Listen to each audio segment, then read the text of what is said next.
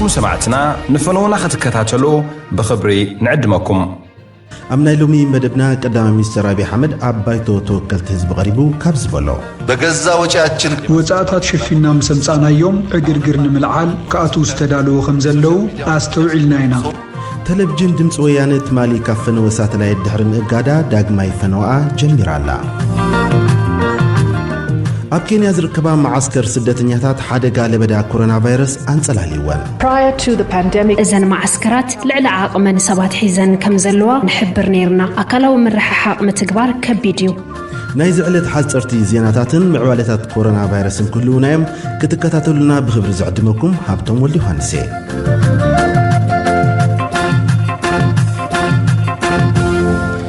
بايتو وكلت حزب ኢትዮጵያ ባጀት ናይ ዝመጽእ ዓመት 476 ቢልዮን ብር ክኸውን ኣጽዲቑ ቀዳማይ ሚኒስትር አብይ አሕመድ ንባይቶ ወከልቲ ህዝቢ ረቂቕ ኣዋጅ ኣብ ዘቕረበሉ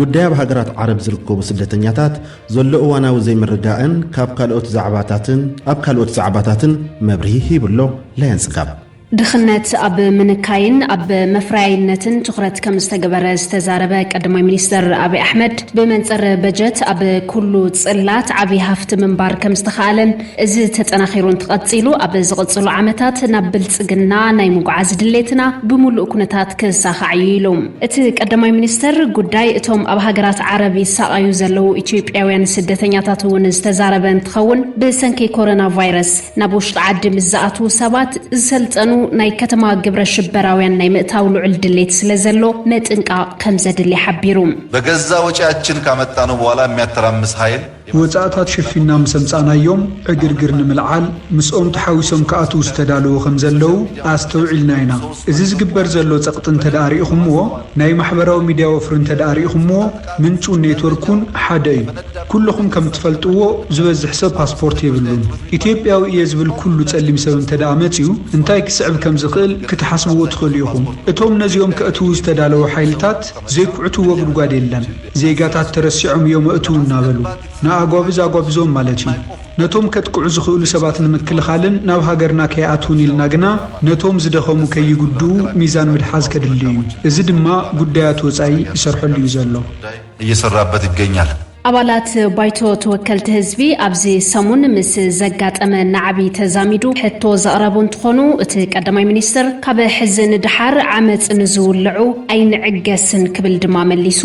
አመጽ መቀጠል አለበት የምትሉ አመጽ ቅጽለሎ ትብሉ ለቀሰባትን ጉጅለታትን ንዑሞ ኣብ ቅድሚት ኮይንኩም እናሞትኩም ተቃለሱ እንተዘይ ኮይኑ ንስኹም ኣብ ስግር ባሕሪ ተቀሚጥኩም ተልዓልዕፀው ቀተልልኩም ብጽባሒቱ ድማ ሸሞንተ ሰባት ሞይቶም ዝብል ጸብጻብ በመቅራብ ዓወተይቶም ጽውን እዚ ስርዓት እዩ ዘይጣዓመና ዝብል ዝኾነ ሓይሊ እቲ ናይ ውግእ መድረኽ ኣብዚ ስለዝኾነ ናብዚ መጽዩ ዘሰልፎ ሓይሊ ፊት ንፊት ኮይኑ ንርእሱ ዋጋ በመኽፋል ክቃለስ ይኽእልዩ ዘዋጽኦ እንተኾይኑ ብርሕቀት ግና ኣይጽቡቑን ፋሽን ሓሊፍዎ ከቶ ይትስዕሩናን ኣይጠቅምን መንበሪኡ እናፍረሰ ንሃገረ የዝቃለስ ዝብል ሓይሊ ዕሽነት እዩ ንኢትዮጵያ ምፍራስ ዝከኣል ፈለማ ንዓና ምሰፍረስ ካምበር ንሕና ኮፊልናን ከለና ኢትዮጵያ ምፍራስ ንዝኾነ ይኹን ከም ዘይፍቀድ ምግንዛብ ጽቡቕ እዩ ንሕና ብህይወትን ከለና ዝኾነ ይኹን ንኢትዮጵያ ከፍርሳ ኣይንፈቅድን መፍረስ አንፈቅድም ለማንም ቢሆን ጉዳይ ዓብይ ግድብ ህዳሴ ኢትዮጵያ እውን ካልእ ኣብዚ ናይ ሎም መዓልቲ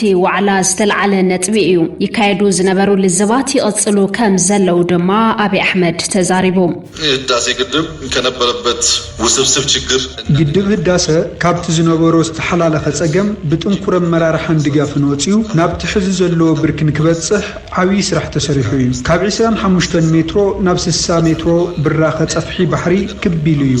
ሓደ ግዜ ንምንታይ ኣብ ዝካየዱ ልዝባት ናብቲ ተኸየደ ናብ ዝባ ዝብሉ ዝለዓሉ ሓሳባት ኣለው እዚ ግዜ ምስ ሓለፈ ንምንታይ ናበይ ከም ዝኸድና ከይድና እንታይ ከም ዝኸሰብና ብዝርዝር እንግምግሞ ክኸውን እዩ ሕዚ ግና ከምዚ ዓይነት ዝርዝር ነቲ ኸይድ ዝረብሕ ስለዘይኮነ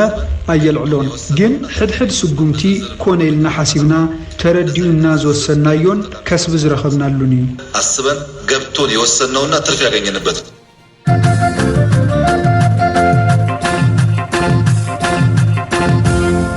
تمالي كافنو ساتلايت استعصوا التلفزيون دمص ويانه داغماي كم جمرتن تلفزيون تግራይ ግን ልዕሊ 24 ሰዓታት ካፍኖ ሳተላይት ደዊላ ከም ዘላን ተሓቢርሎ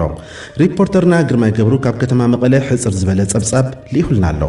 تمالي طاوياتات تلفزيون دمص ويانن تلفزيون تግራይን ከም ዝተዓፀው ይዝከር ሓላፍቲ እተን ጣውያታት ቴሌቪዥን ኣብ ፈረንሳይ ዝርከብ መስመር ጣውያ ቴሌቪዥን ዘካሪ ኢትዮሳት ዝባሃል ሓቲቶም ተተካል ድማ በመሰረት ትዕዛዝ መንግስቲ ኢትዮጵያ ከም ዝዓፀዎም ገሊጹልና ከም ዝበሉ ይዝከር ቴሌቪዥን ድምጽ ወያነ ትግራይ ድሕሪ ሰዓታት ኣብ ካልእ ሓድሽ መስመር ጣውያ ቴሌቪዥን ትማሊ ፍርቅ ለይቲ ዳግም ጀሚሮሎም ቴሌቪዥን ትግራይ ግን ሎሚ ምሽት ካብቲ ቅድሚ ሕዚ ዝነበሮ በክልተ መስመር ጣውያታት ቴሌቪዥን ማለት እውን ኣብ ዓረብሳትን ናይልሳትን ከም ዝመጹ ዳይሬክተር እቲ ጣብያ ቴሌቪዥን ኣይተተሻለ በቀለን ቢቢሲ ገሊጾም ኣለዉ ካልገት ካብ ኣሜሪካ ዝፍኖ ትግራይ ሚድያ ሃውስ ካብ ትማል ምሽት ኣትሒዙ ኣብ ትግራይ ተዓጽዩ ከም ዘሎ ሓለፍቲ እቲ ትካል ምስቲ መስመር ቴሌቪዥን ጣብያ ዘካርዮም ኣካል ብዛዕባ እቲ ጉዳይ ይዛተዩ ከም ዘለዉ ንቢቢሲ ገሊጾም ኣለዉ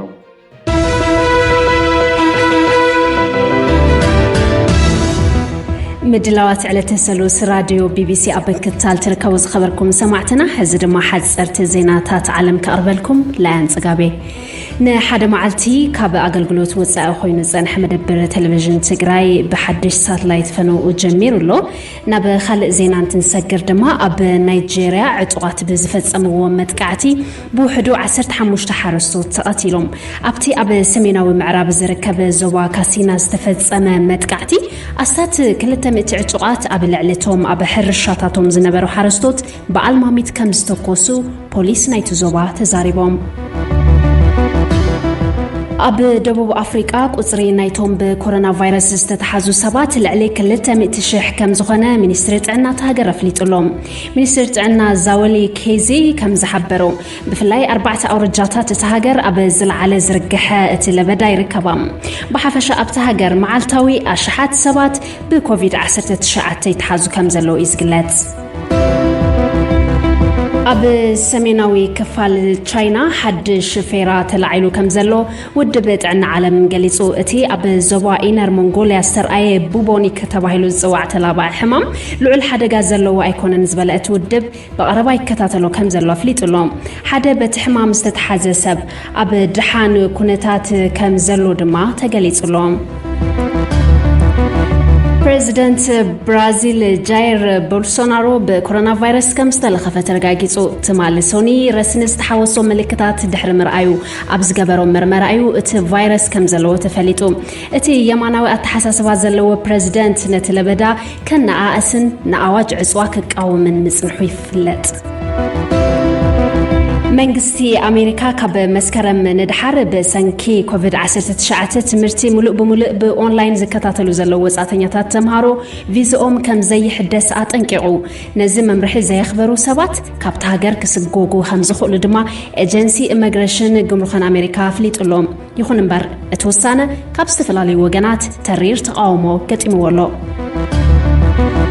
أموداتا أمخاري حلافي تكالت أفر روسيا بكحدة هاجر تخصيصو أبيت فردك قريبو غازيت إنيا نبر إيفان سافرونوف نحانتي سما زي تقالت أبالو تادراو كيدان معرباوين هاجرات نيتو زغنت هاجر يسل نيرو بزبليو أبك أيديا أتيزلو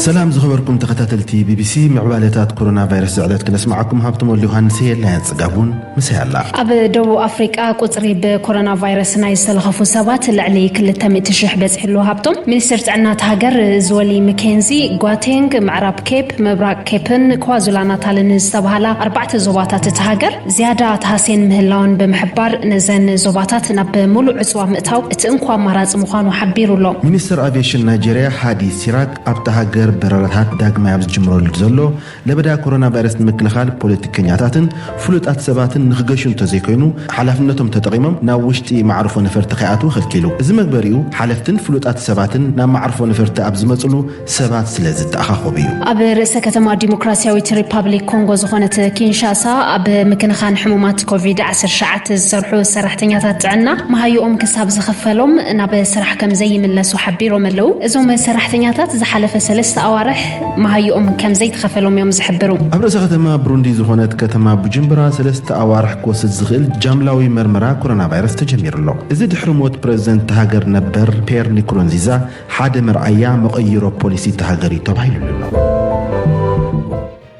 ናይሎም ዓመት መዓልቲ ስደተኛታት ኣብ ትሕቲ ከቢድ ስጋኣት ኮሮና ቫይረስ ተኸይዱ ኣብ ምብራቕ ኣፍሪካ ልዕሊ 30,000 ብኮሮና ቫይረስ ተለኽፉ ሰባት ኣለዉ እዞባዚ ልዕሊ 4 ሚልዮን ስደተኛታትን ልዕሊ 8 ሚልዮን ካብ ቤት ንብረቶም ዝተፈናቐሉ ሰባትን ዝርከብዎ ዞባ እዩ እዚ ለበዳ ናብ ማዓስከር ስደተኛታትን ተኣትዩ ከኸትሎ ዝኽእል ቅልውላው ኣብ ግምት ብምእታው ውድብ ጥዕና ዓለምን ሕቡራት ሃገራትን ዝያዳ ጥንቃቐ ክግበርን ብምሕፃን ቅድመ ምድለዋት ክግበር ይጽውዓ ኣለዋ ጋዜጠኛ ቢቢሲ ፈርዲናንድ ኦመንዲ ኣብ ኬንያ ናብ ዝርከብ ማዓስከር ስደተኛታት ተዛዊሩ ዘዳለዎ መደብ ኣኽሊሉ ጸጋይ ከቕርበልና እዩ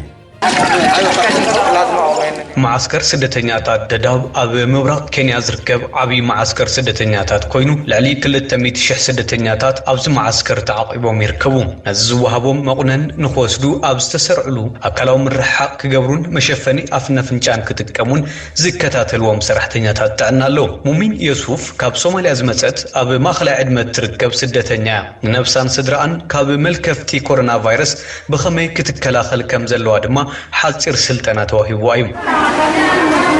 isbedelay waxyaalo badan baa karo izoom saraxtanyata tacna absurxum aziyum fiyatum yedawna nasriru alcohol yibuna aba afdeg gazana won maxsabi yedawna zagalglu jarikanat adigomulna yedawna dagakimna nxitsat afncanan afnan nshifn kabsab wuxud 2 metro kindrح kamzelna dma dagakimum yumzumuudna maadana laba mitir bay isku jiraan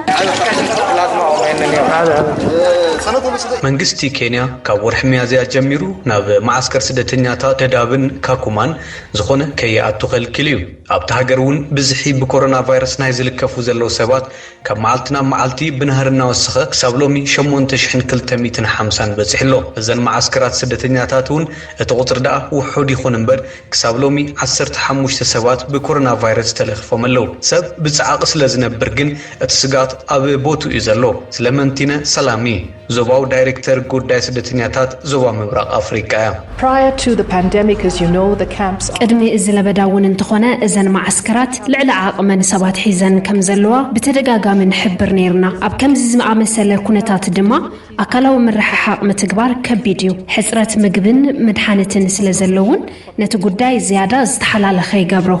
to food security. ሕቡራት ሃገራት ብሰንኪ ለበዳ ኮሮና ቫይረስን ኣዋጃት ዕፅዋን ንሓደሽቲ ሓተት ዕቑባን ስደተኛታትን ምምዝጋብ ኣጸጋሚ ምዃኑ እዩ ዝሕብር እቶም ካብ ደቡብ ሱዳንን ሶማልያን ዝመጹ ስደተኛታት ድማ ናብ ኣሜሪካ ካናዳን ኣውሮፓን ብምኻድ ዝሓሸ ህይወትን ምምራሕ እዩ ትጽቢቶም እንተኾነ ናብዘን ሃገራት ዝግበር በራታት ደው ስለ ዝበለ እቶም ወረቓቕቶም ዝተወደ ስደተኛታት እውን ደው ኢሎም ከም ዘለው እያ ስለመንቲን ትሕብር